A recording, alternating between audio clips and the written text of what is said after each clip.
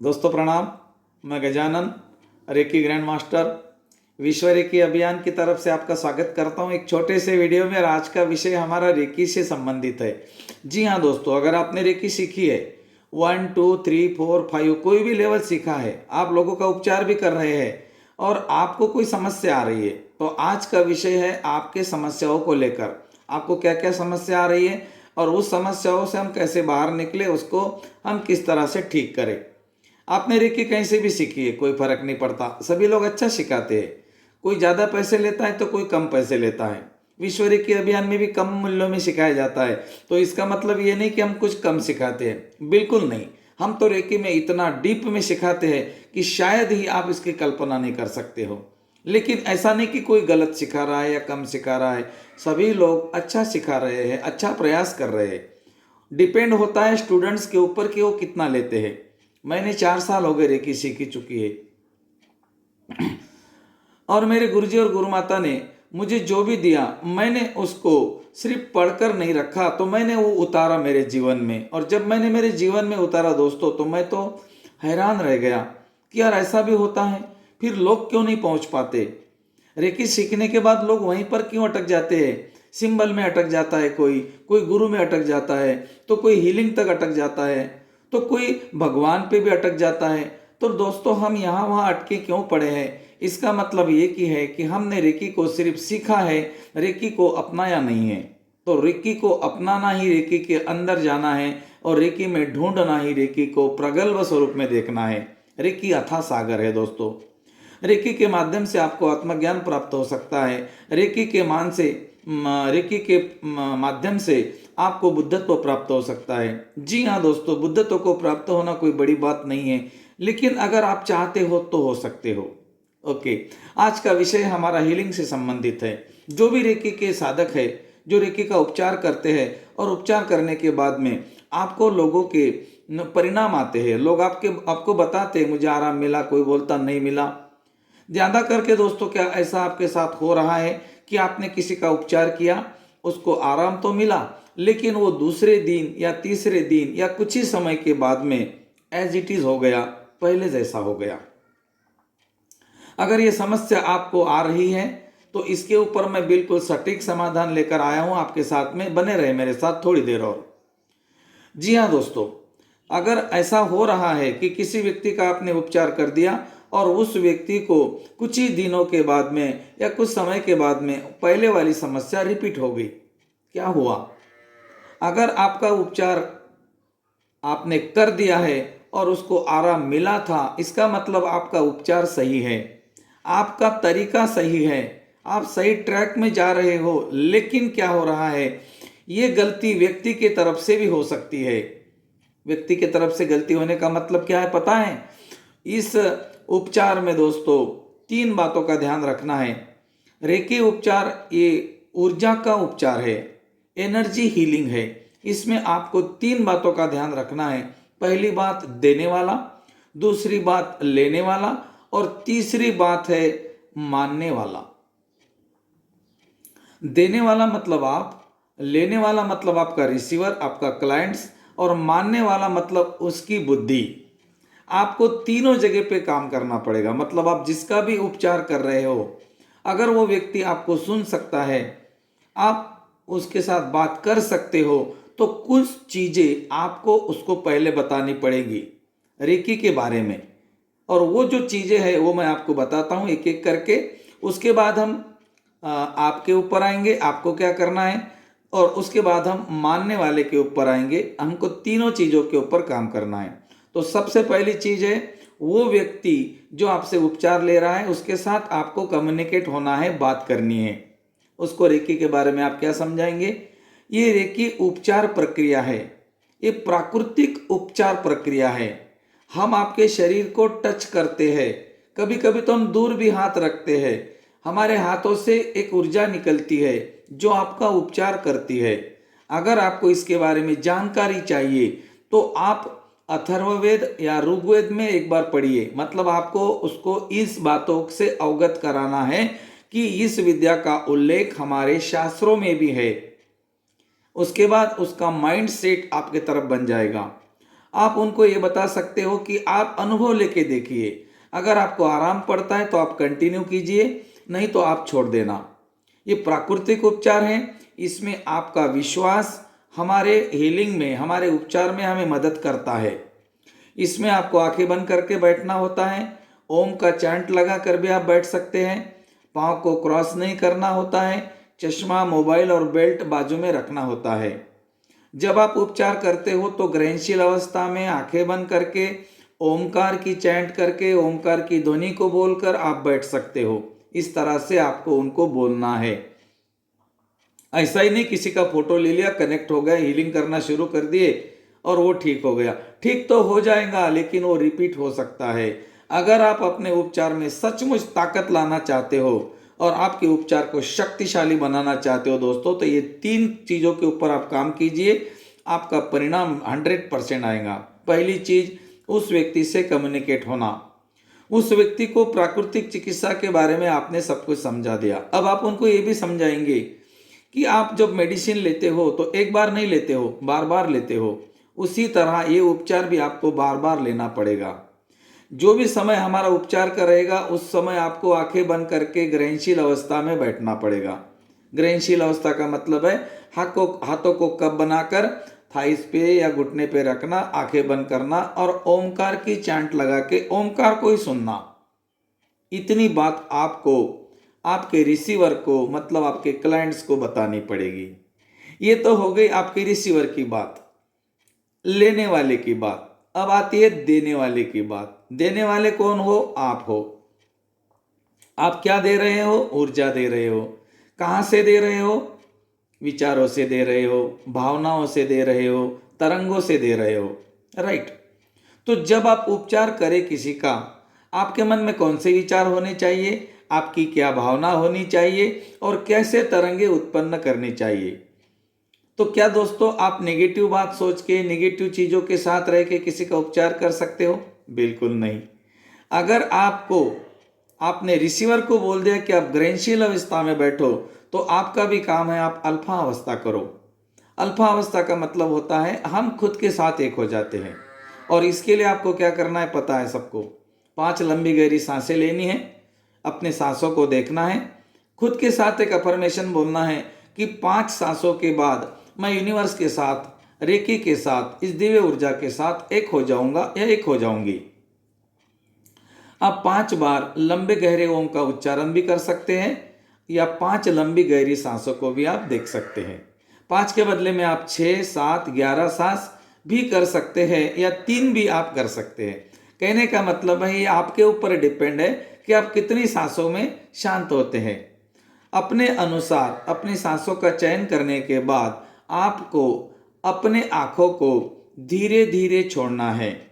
धीरे धीरे आंखों को छोड़ते हुए ओमकार का चांट करते हुए ब्रह्मांड के साथ एक होना है।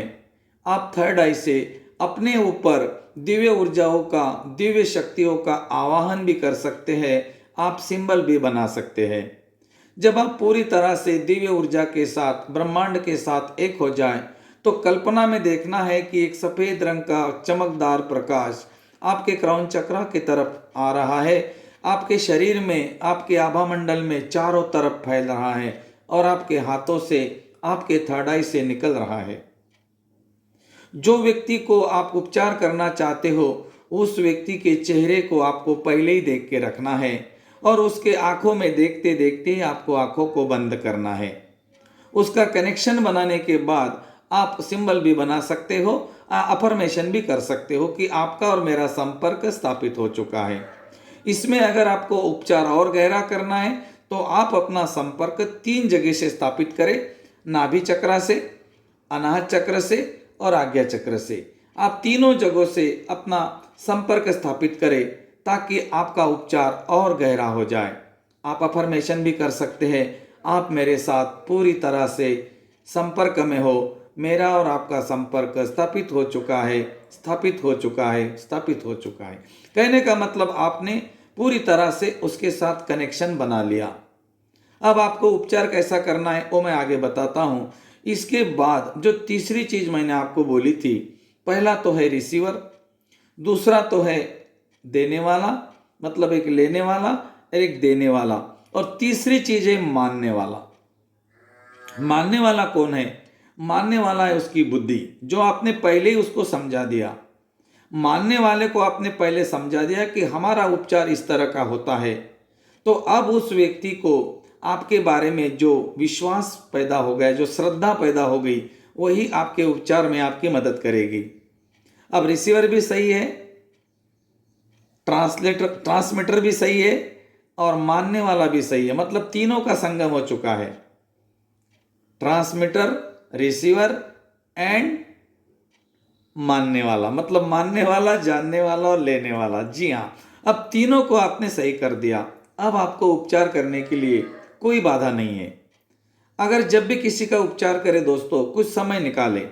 अगर आपके पास में समय नहीं है तो आप जितने लोगों को उपचार करना चाहते हो, 2 हो, 4 हो, 8 हो, 10 हो, सभी लोगों को एक साथ इकट्ठा करके भी आप उपचार कर सकते हो।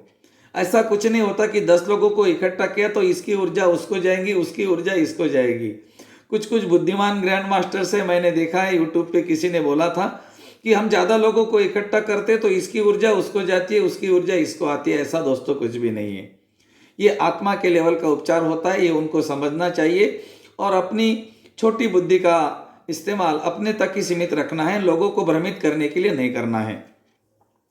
आप कितने भी लोगों को एक बॉल के अंदर उपस्थित कर सकते हो और उपचार कर सकते हो। सोचो ना, जब आप पृथ्वी का उपचार करते हो, अपने गांव का उपचार करते हो, तो आप क्या करते हो? पृथ्वी का उपचार करते हो, तो पृथ्वी का उपचार करते समय क्या उसमें अलग अलग टाइप के लोग नहीं होते हैं? फिर वो अलग अलग लोगों की बीमारियां एक दूसरे को जाती है क्या? ऐसा कभी पॉसिबल है क्या रेकी में? तो भी बिल्कुल नहीं। लेकिन क्या है, जो कम बुद्धि के लोग होते हैं, जो शॉर्ट माइंडेड होते हैं, वो इस बात के ऊपर काम करते हैं। वो अपने ऊपर काम नहीं करते, वो लोगों के अंदर से कमियां निकालते हैं। कुछ तो खुद तो कुछ करते नहीं है, लेकिन लोगों के अंदर की कमियां निकालते हैं, और यही है उनके अंदर का रावण, जो उनको बर्बाद कर देता है। तो चलो दोस्तों, आप अपने देख लिया है कि हमने जानने वाला, मानने वाला और देने वाला, मतलब लेने वाला, देने वाला और मानने वाला, तीनों का हमने कॉम्बिनेशन कर लिया है। मानने वाला मतलब उसको हमने समझा दिया, देने वाला मतलब आप अल्फा करके आप एनर्जी दोगे, और लेने वाला मतलब आपका क्लाइंट्स, रिसीवर, जो कि ग्रहणशील अवस्था में बैठा हुआ है। आपको इतना कॉम्बिनेशन करना है कि भाई मैं 9 बजे, 10 बजे या 11 बजे, जो भी आपका हीलिंग का समय है, उस समय पे उस व्यक्ति को आपको बोलना है कि आपको आंखें बंद करके बैठना है 10 मिनट के लिए, ज़्यादा नहीं। और उतनी ही 5 मिनट, 2 मिनट या 3 मिनट आप हीलिंग कर सकते हो। आपने अल्फा कर लिया। अल्फा करने के बाद आप ब्रह्मांड के साथ एक हो गए। दिव्य सिंबल्स को आपने देखा, आपके शरीर में आता हुआ, शरीर से बाहर जाता हुआ, हाथों से या थर्ड आई से निकलता हुआ। अब आपको उपचार शुरू करना है। कोई भी उपचार करे दोस्तों, तो सबसे पहला प्रोसेस है ऑरा क्लींजिंग। उस व्यक्ति का आभा मंडल साफ करें। आप थर्ड आई से भी क्लींज कर सकते हो, आप उंगली से सिंबल बनाकर भी कर सकते हो, या आप हाथों से भी कर सकते हो। आभा मंडल क्लींज करने के लिए एक बात का ध्यान रखें, उस व्यक्ति को जो डिस्टेंस में है उसको आपको एक सर्कल में लेना है। आपको एंटी क्लॉकवाइज सर्कल बनाना है, 1 2 3। अब इस सर्कल में आपको उसका फोटो देखना है, और उस सर्कल को आपको क्या करना है कि उसके अंदर एक आपको क्रॉस बनाना है। जो सर्कल के अंदर आप क्रॉस बनाएंगे, उस सर्कल को क्रॉस बनाने के बाद में वो 4 पार्ट में डिवाइड हो जाएगा। आपको क्या करना है, ये 4 पार्ट जो डिवाइड हो गए, एक एक पार्ट को क्लींज करना है। आपको सिंबल बनाना है पहले पार्ट में और घुमाते रहना है, क्लींज क्लींज क्लींज। फिर दूसरे पार्ट में क्लींज क्लींज क्लींज। फिर तीसरे पार्ट में सिंबल बनाएंगे, क्लींज क्लींज क्लींज। फिर चौथे पार्ट में सिंबल बनाएंगे, क्लींज क्लींज क्लींज। आप चारों पार्ट में सिंबल बनाकर आपको उस बॉल को, उस व्यक्ति को व्हाइट देखना है, व्हाइट लाइट में देखना है। अब आपने ऑरा क्लींज कर दिया। उसके बाद में आपको दिव्य शक्तियों से उस बॉल के ऊपर ऐसी शक्तियों को प्रवाहित करना है ताकि वो बॉल एकदम चमकदार हो जाए। और आपके पास में जो भी दिव्य शक्ति है, आप मास्टर हो तो आपको पता है आपके पास में शक्ति है जिसको राकू नाम से जाना जाता है। राकू का मतलब है शिव शक्ति की ऊर्जा। आप बोलेंगे शिव शक्ति की ऊर्जा राकू कैसे हो सकता है? बिल्कुल, राकू को बोलते हैं बिजली के जैसी ऊर्जा, बिजली के जैसी चमकदार तड़पदार ऊर्जा। तो बिजली कब निर्माण होती है दोस्तों? देखो ना, जब धन और ऋण बादल एक दूसरे को टकराते हैं तो ही राकू का निर्माण होता है। इसीलिए मैंने बोला कि राकू शिव शक्ति का पुत्र है। यस, राकू शिव शक्ति का पुत्र है। तो ऐसी दिव्य शक्तियों को आप आवाहन करके आप उस बॉल के ऊपर ड्रॉ कर सकते हैं, ताकि बिजली के जैसे चमकदार प्रकाश से उस बॉल को आप चमकदार देखें। अब बॉल को चमकदार देखने के बाद में पहला प्रोसेस आपका खत्म हो गया यहाँ पर। अब हम आगे बढ़ते हैं। अगला प्रोसेस है सिंबल ड्रॉ करके, दिव्य शक्तियों को ड्रॉ करके उपचार करने के लिए स्थापित करना। आपको मूलबंध लगाना है और मूलबंध लगाकर उस व्यक्ति का क्राउन चक्र ओपन करना है। क्राउन चक्र ओपन करने के बाद आपके पास में जो भी सिंबल्स है, आप लेवल 2 में हो, 3 में हो, मास्टर हो, ग्रैंड मास्टर हो, आपको जो भी सिंबल दिए गए हैं वो हर एक सिंबल अपने आप में एक दिव्य ऊर्जा है। आप उस सिंबल को उसके क्राउन चक्र में ड्रॉ करके उसके शरीर को आप उस दिव्य शक्ति से भरता हुआ भी देख सकते हैं।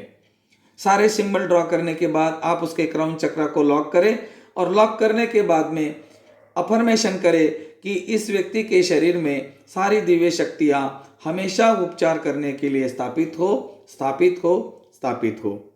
सब कुछ उपचार करने के बाद आप उस व्यक्ति को हंसता हुआ, गाता हुआ, मुस्कुराता हुआ भी देख सकते हैं, नाचता हुआ देख सकते हैं, चलता हुआ, दौड़ता हुआ देख सकते हैं। ये जरूरी भी है। इसको न्यूरो लिंग्विस्टिक प्रोग्रामिंग NLP में VAF फॉर्मूला कहते हैं। V माने वीडियो, A माने ऑडियो, F माने फीलिंग। मतलब जब आप किसी का उपचार करें तो उपचार के बाद में उस व्यक्ति को एक नाचता हुआ देखे, मतलब आपने वीडियो देख लिया, गाता हुआ देखे, मतलब आपने ऑडियो देख लिया, और ना खुश होता हुआ देखे, हंसता हुआ देखे, मतलब आपने फीलिंग को भी एडजस्ट कर लिया। तो वीडियो, ऑडियो, फीलिंग के साथ में रेकी करने का मतलब है NLP के साथ में रेकी करना। और NLP अफर्मेशन, रेकी एंड जानने वाला, मानने वाला और देने वाला। अगर आपने इन चीज़ों को इकट्ठा करके आपका रेकी का उपचार कर लिया तो आपका क्लाइंट्स रिपीट कभी नहीं होगा। वो यही बोलेगा कि यार मैं तो पूरी तरह से ठीक हो गया। दोस्तों, लगातार उपचार करना जरूरी है, लगातार अल्फा में भी जाना जरूरी है और उस व्यक्ति को ये बातें बोलना भी जरूरी है। आपको लगता है कि मेरे पास तो बहुत कुछ है, मैं तो 1 मिनट में सब कुछ कर सकता हूं। जी हाँ दोस्तों, आप कर सकते हो, लेकिन कब? उसका भी एक समय होता है। ऐसा नहीं कि आप कर नहीं सकते हो, एक ही बारी में आप सबको ठीक कर सकते हो, लेकिन कब? उसका कारण है दोस्तों, क्या आप सचमुच एक बार उपचार करने के लायक हो, पात्र हो? अपने अनाज चक्र पे दोनों हाथ अभी रखो और आंखें बंद करो और पूछो अपने आप से, क्या तुम गुस्सा करते हो? यस और नो? दोस्तों, मुझे अभी जवाब चाहिए। अगर आप चाहते हो कि मैं किसी को भी चुटकी में ठीक करूं, या मैं किसी के भी बारे में सब सिर्फ सोचूं और वो ठीक हो जाए, या किसी को भी मैं थर्ड आई से देखूं और ठीक हो जाए, तो क्या दोस्तों आपके पास में ये क्वालिटीज है? ट्रायल कीजिए, अपना टेस्ट कीजिए।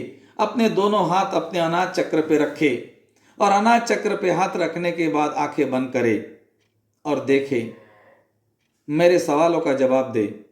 क्या आप गुस्सा करते हो? आपको क्रोध आता है? आप दिन में कितने घंटे मुस्कुराते हुए रहते हो और कितने घंटे क्रोध में रहते हो? कहीं क्रोध में ज़्यादा रहते हो? यस और नो? आप कितने लोगों के साथ मुस्कुराते हुए बात करते हो? यस और नो?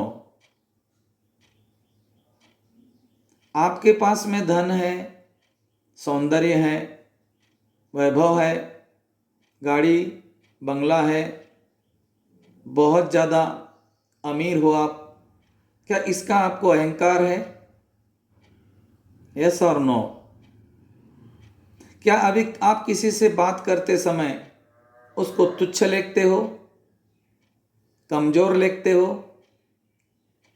यस और नो? दोस्तों, ये आपकी परीक्षा है। अगर आप किसी का उपचार करते हो, ये आपका अंतिम सवाल है। अगर आप किसी का उपचार करते हो तो उपचार करने से पहले ही आप धन के बारे में, उससे मिलने वाले पैसे के बारे में सोचते हो? ऐसा और नो?